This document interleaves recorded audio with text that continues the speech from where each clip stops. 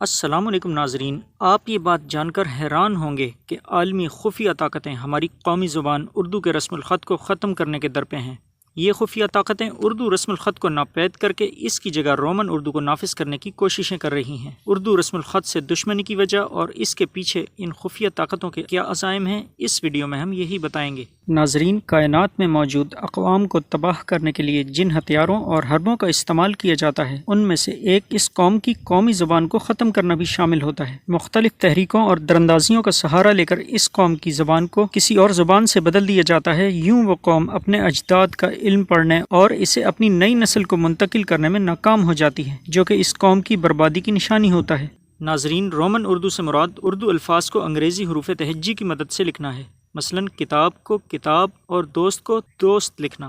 اس طرز تحریر کو دشمن اردو کہا جائے تو بے جانا ہوگا۔ اگر آپ اس بات کو نہیں سمجھے کہ رومن اردو سے اردو رسم الخط کو کیا خطرہ لاحق ہے، تو اسے سمجھنے کے لیے ترکوں کی مثال آپ کے سامنے ہے۔ ناظرین، سلطنت عثمانیہ کے زوال کے بعد 1928 میں سیکولر ذہنیت کے حامل کمال اتا ترک نے کئی طریقوں سے اسلام سے اپنی نفرت کا اظہار کیا، جیسے کہ اذان پر پابندی، حج و عمرہ کرنے کو ممنوع قرار دیا گیا، صوفیہ جیسی عظیم الشان مسجد کو میوزیم میں تبدیل کر دیا، اور یہاں تک کہ ہجری کیلنڈر کی جگہ عیسوی کیلنڈر کو نافذ کر دیا۔ کمال اتا ترک اسلام دشمنی میں اس حد تک آگے نکل گیا کہ ترکی زبان جو عربی رسم الخط میں لکھی جاتی تھی، اسے بدل کر رومن حروف میں لکھنے کا حکم دے دیا۔ جواز یہ پیش کیا گیا کہ اس سے شرح خواندگی اوپر آئے گی، لیکن اس کا اصل مقصد آنے والی ترک نسل کو اسلامی کتب جو عربی رسم الخط میں تھیں ان سے دور کرنا تھا، نئی نسل کا ماضی سے رابطہ منقطع کرنا اور ترک معاشرے پر مذہب اسلام کی چھاپ اور اثر و رسوخ کو کمزور بنانا تھا۔ یہ اسلام دشمن منصوبہ کامیاب رہا اور آنے والی نسل دیگر کتب تو دور کی بات قرآن مجید پڑھنے میں ہی دشواری کا سامنا کرنے لگی، کیونکہ قرآن مجید بھی عربی رسم الخط میں ہے۔ اس کا نتیجہ یہ نکلا کہ سلطنت عثمانیہ کے زمانے میں لکھی جانے والی بیش بہا کتب کا خزانہ تو موجود رہا، لیکن ترک ان کتابوں کو پڑھنے سے قاصر تھے۔ یعنی ترک قوم رات کو سوئی تو پڑھی لکھی، لیکن صبح اٹھی تو ان پڑھ ہو چکی تھی، کیونکہ ان کا واسطہ ایک ایسے رسم الخط سے پڑا تھا جس سے وہ نابلد تھے۔ ناظرین، ترک اس حادثے کو اب تک نہیں بھولے،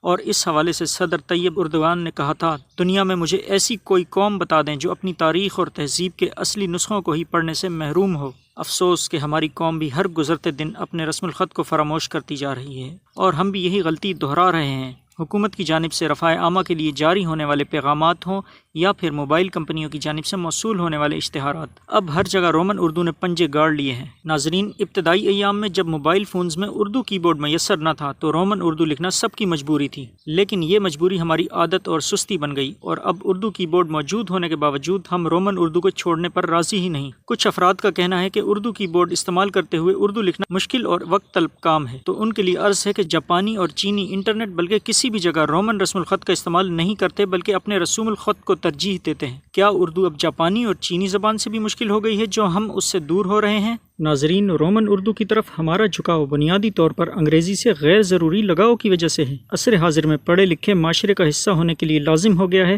کہ آپ انگلش بولتے، لکھتے اور سنتے ہوں۔ یوں نئی نسل انگریزی زبان سے بے حد مرعوب ہو چکی ہے، اور اس کا اثر آنے والی نسلوں پر ہوگا۔ جو غلطی آج کی نسل کر رہی ہے، اس کا خمیازہ مستقبل میں بھگتنا ہوگا، کیونکہ ہمارے ہاں انگریزی بولنے اور لکھنے کو نوکری حاصل کرنے کے لیے لازم خیال کیا جاتا ہے۔ انگریزی بطور مضمون ہی لازم ہوتی تو ٹھیک تھا، لیکن یہاں مطالعہ پاکستان، حالات حاضرہ اور 20 مضامین انگریزی میں لازم قرار دے دیے گئے ہیں۔ جب لوگ انگریزی کو ہی سب کچھ سمجھیں گے تو وہ اردو کی جانب کیوں آئیں گے اور اردو رسم الخط کو کیوں ترجیح دیں گے؟ اس کا حل یہی ہے کہ مقابلے کے امتحانات میں انگریزی کی جگہ اردو مضمون نویسی کو لازم قرار دیا جائے، تو نہ صرف عوام کو اس کی اہمیت کا احساس ہوگا بلکہ وہ خود اردو رسم الخط کی جانب راغب ہوں گے۔ ہمارے ہاں ایک نسل تو رومن اردو لکھتے بڑی ہو گئی، اور اگر اب بھی رومن اردو کا راستہ نہ روکا گیا تو حالات وہی ہو جائیں گے کہ اردو تحریر دیکھ کر لوگوں کو سمجھ ہی نہ آئے گی کہ لکھا کیا ہے۔ اور اس بات پر سارے متفق ہیں کہ جس زبان کا رسم الخط نہ رہے تو اس کے دامن میں موجود ادب کا بیش بہا سرمایہ بھی ضائع ہو جاتا ہے۔ اردو رسم الخط چونکہ عربی سے ماخوذ ہے، اس لیے جب بچہ اردو زبان کا رسم الخط لکھنا اور سمجھنا شروع کر دیتا ہے تو اس کے لیے عربی سمجھنا اور بنیادی طور پر قرآن پاک پڑھنا آسان ہو جاتا ہے۔ وقت کی ضرورت ہے کہ عوام الناس میں آگاہی پھیلائی جائے، اور بالخصوص تعلیمی اداروں میں خصوصی لیکچرز کا انعقاد کر کے نوجوانوں میں اردو رسم الخط کو استعمال کرنے کا جذبہ پیدا کیا جائے، اور سوشل میڈیا پر رومن اردو کے خلاف تحریک چلائی جائے۔ صحافی حضرات بھی ٹاک شوز میں اس موضوع کو زیر بحث لائیں۔ ناظرین، رومن اردو کو خیر آباد کہہ کر ہی ہم اپنے اجداد کے صدیوں سے محفوظ شدہ اسلامی اور ادبی سرمایے سے مستفید ہو سکتے ہیں، اور اسے بچا کر ہم اپنی نسلوں کا تعلق اسلام سے قائم رکھ سکتے ہیں۔